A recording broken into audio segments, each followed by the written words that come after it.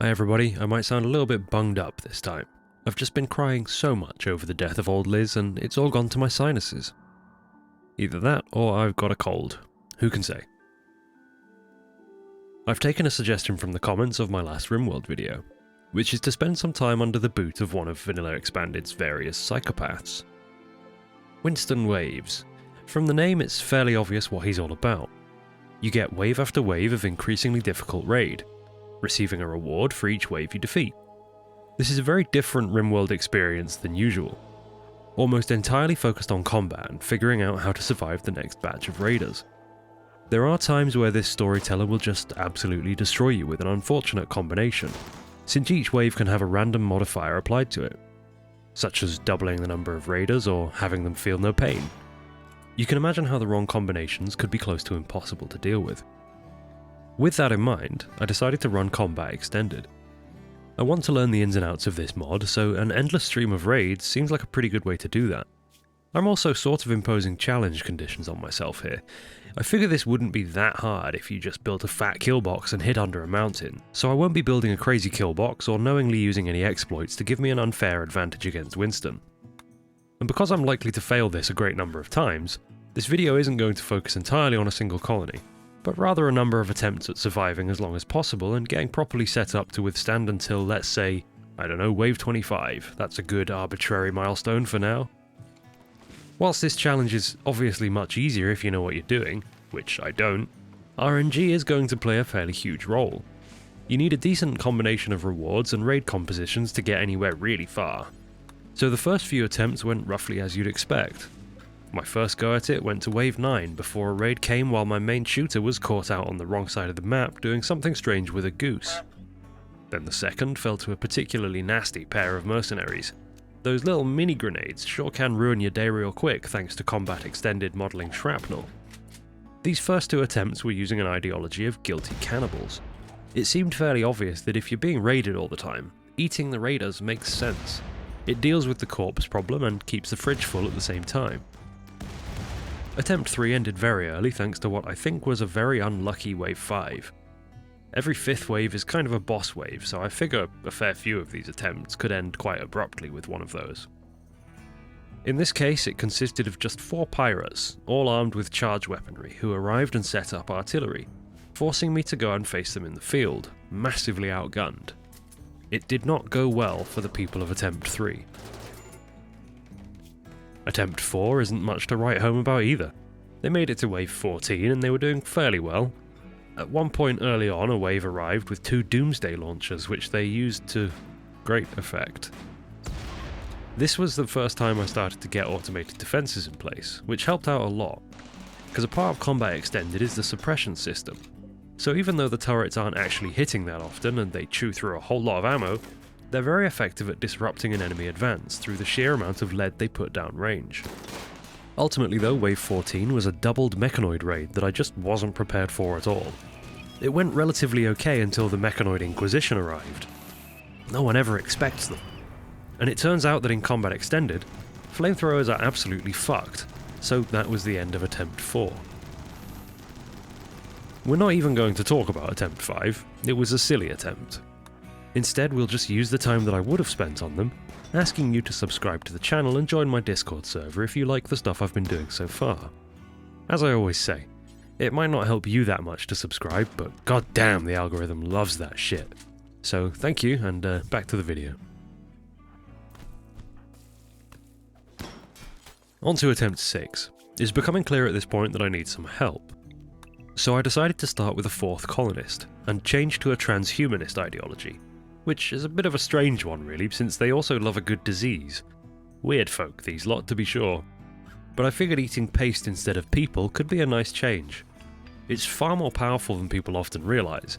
Not having to have someone spend their days cooking and never getting food poisoning are both massive bonuses. So as I said, we've got 4 starting colonists. They're Maverick and Whitaker, who are both solid researchers with no other real skills worth mentioning. They're both perfectly fine at shooting, and Whitaker has a decent medical skill too, which is handy. Trumpet is the colony's best shooter, as is apparently tradition around here. He's also a good miner, builder and artist, only 2 of which will ever be used. And then there's Lazy, who isn't very lazy.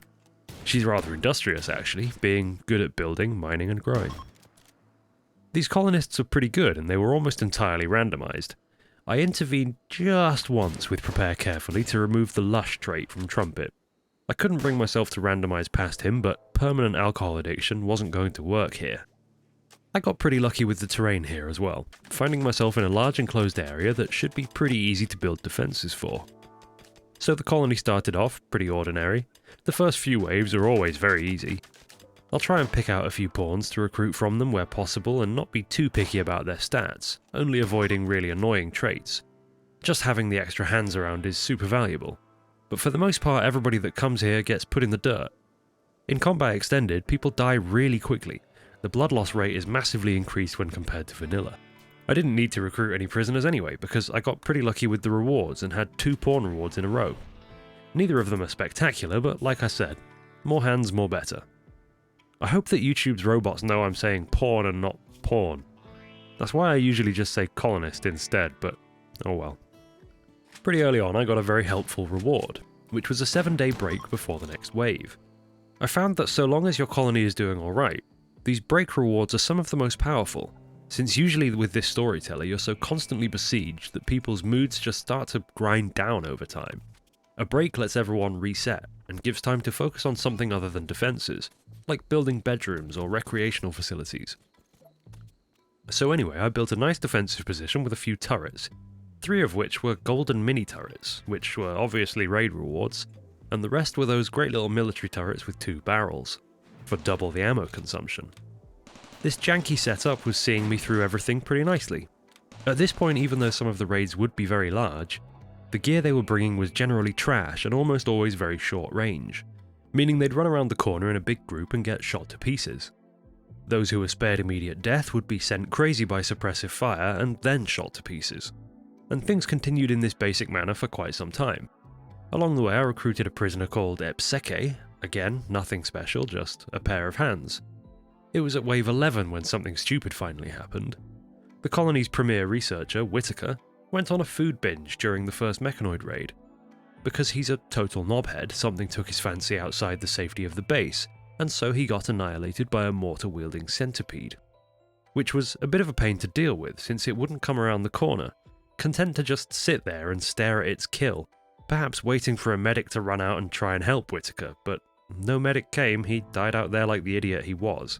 Then I had to send somebody out to go and deal with the centipede with an EMP shotgun. Just 2 waves later, another tragedy struck. I didn't actually see it happen, but Maverick, the colony's other, less premier researcher, got her heart blasted open by a 7.62 HE round, which naturally saw her bleed out in less than an hour. This had left me with no researchers. I sort of assumed it was the beginning of the downward spiral, and to be honest it kind of was. Things got pretty hairy from here on, but through sheer persistence and luck we did claw further on. I got another break as a reward which delayed wave 15, a boss wave, by a few days. So I shored up the defences and made ready for what turned out to be an extremely limp attack from a bunch of Viking cosplayers. And the reward for that? 3 pawns. Great. That'll help. Except for one thing. Something's a little off with Nails. She's a member of the colony, but refuses to sleep in any beds, which, as you'd expect, saw her in a pretty poor mood. I left her to struggle with this for a while, but ultimately decided I'd try arresting her and re-recruiting to see if that fixed the issues. But she resisted the arrest, which is fair enough, and for her troubles she got her head destroyed, somehow. I can't really figure that one out, but there you go, problem solved. I also got my first legendary reward around this time. Every pawn in the colony got +5 to all skills, which made the 7 colonists I had at the time considerably more useful. What it didn't make them, though, was more happy. This place kind of sucks. It's cold, ugly, there's near constant gunfire, and as a result there are corpses absolutely everywhere. The local religion is based around having the plague, and the food is a green paste that some people are saying comes out of Shakira's great throbbing arse. As a result of all that, the population are in a bit of a shit mood. On wave 17 I picked a random excellent reward, which turned out to be a gang of 5 more pawns. Once again, none of them are actually particularly great, a few of them are actually quite a bit of trouble. Getting someone with any of the permanent addiction traits from Vanilla Expanded in a colony that prohibits drug use is a real bastard. I managed to keep most everybody just about happy enough to not go mad and kill each other or wander out in front of the turrets, but I couldn't really tell you exactly how. Just a healthy combination of half-decent rituals, new and shiny bedrooms, and the occasional tantrum. Part of the problem was that since I picked transhumanists for the nutrient-paste thing, people also get grumpy about not having neural thingamywhatsis and wanting artificial body parts after the first few months. At this point though, I had already made it pretty deep into the waves, with only a few more before the completely arbitrary goal of 25 that I set for this video. These last few waves were getting pretty rough though. Large groups of pretty well armed raiders. 45 dudes with charge weaponry can get a lot done when accomplishing the most basic of tasks behind the walls is as difficult as herding blind cats. Almost every raid would destroy at least a few of the turrets, which meant there was a constant demand of steel and components to replace them. And of course it's pretty hard to go and get a load of steel when the raids that are causing the problem in the first place come every single day. But after a few seriously close defences, here it was. Wave 25 was coming. A group of 55 pirates. It's a blessing that they're human.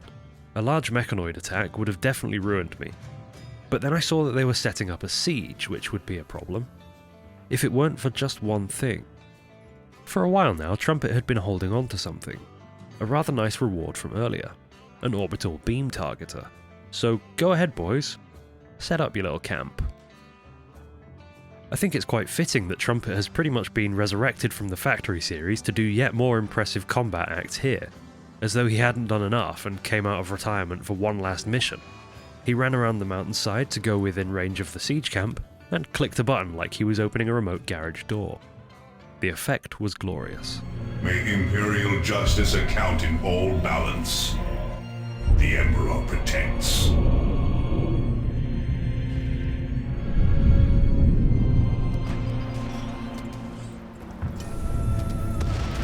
A single beam from the heavens and the raid was done. Enough of them were killed from the immediate damage that the rest fled the scene, catching some fire from the colonists waiting around the corner because naturally we're not afraid to shoot at enemy combatants' backs here. It's a bittersweet victory though. The colony is in a downward spiral that this small victory isn't going to solve. And besides, I made it to the wave that I decided to call a milestone, so it's time to pack this up and move on to something else anyway. I feel like I didn't fully utilise the weapon systems available to me in this playthrough, but in retrospect Winston Waves is actually a terrible learning platform, because you never really get the time to develop anything. I'd have loved to make greater use of explosive weaponry, which I suspect would have worked wonders at certain points of this playthrough, but the materials required would have taken too much time to develop and likely would have resulted in an earlier death by being underprepared for a more dangerous raid. So I'll continue to use Combat Extended in the future so long as I think it fits what I'm doing. I'll get the chance to properly explore the later aspects of it in another colony. Until next time, remain indoors. With the monarch having fallen, the Golden Throne sits empty and the webway open. Thanks for watching, goodbye.